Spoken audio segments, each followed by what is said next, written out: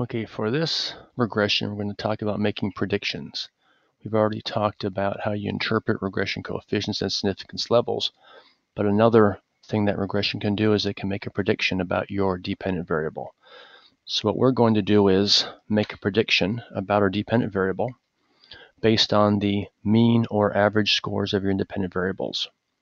Now, we'll look at means of independent variables in your regressions that are ordinal, interval, or ratio. If it's a nominal variable, coded as 0 or 1, then we will just look at each group individually.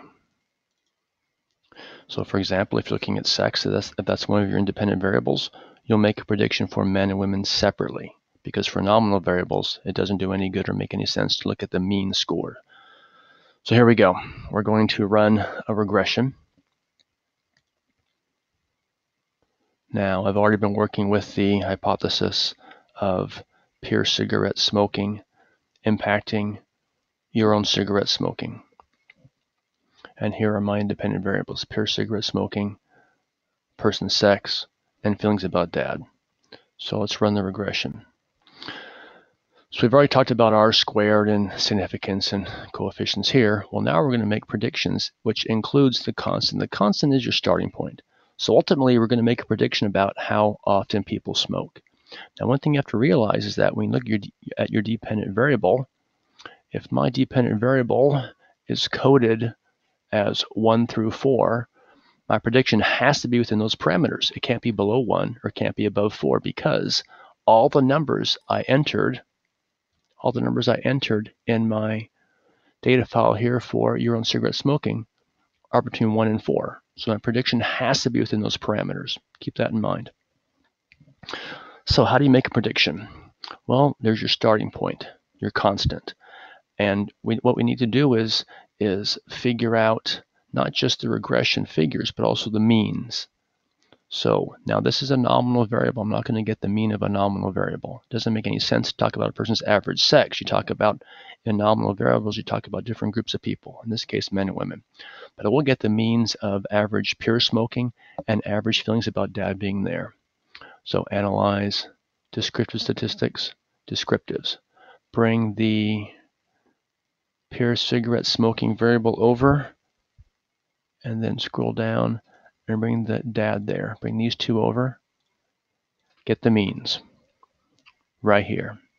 So the way you make predictions about regression is that you take the constant and to it you add various products.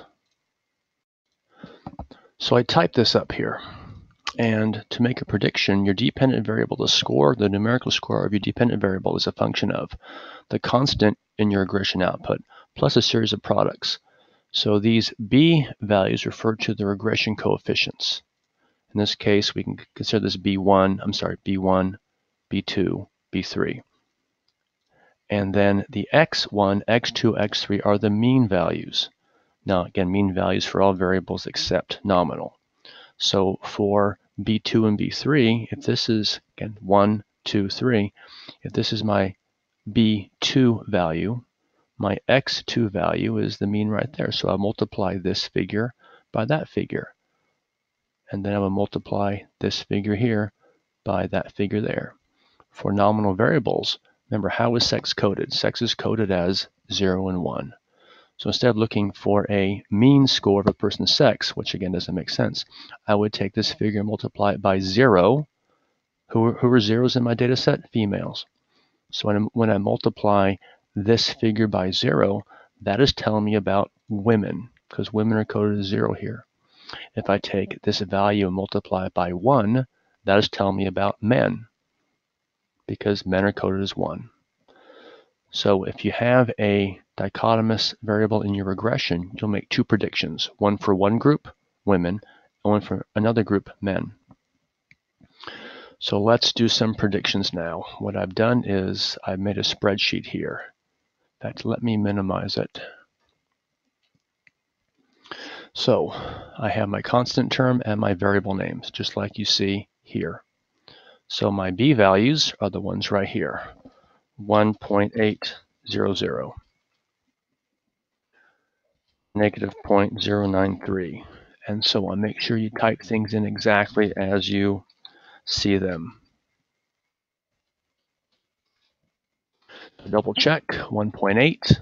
The zeros are cut off because they're zeros. Negative 0.093, 561, negative 121. Okay, I got those. Now we look at the means.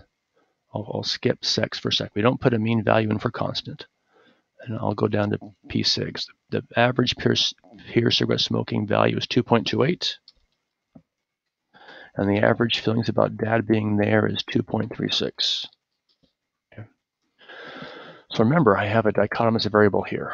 So I have to talk about two groups separately because the way that this variable is coded is 0 and 1. Let's talk about zeros first, or women. So I have all my information here entered, but now I have to make sure I get this equation going. I have to have this plus that, and plus that. How do you do that? Well, here you go. Let's have I'll put prediction right here. So my prediction value will be, let's spell it correctly. Prediction value will be right here. And what I do is I do the equal sign that tells Excel I want to start doing a formula. So I want the mean, which is in cell B3.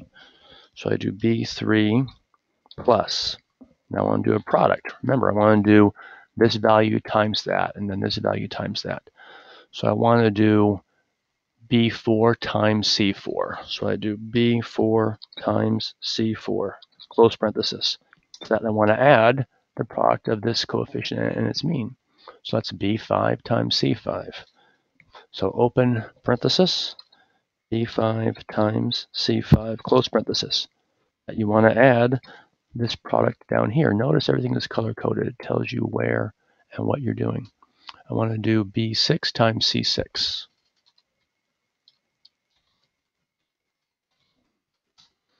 My prediction for females. This here tells you females. Again, remember, we're talking about, for this nominal variable, zeros or ones.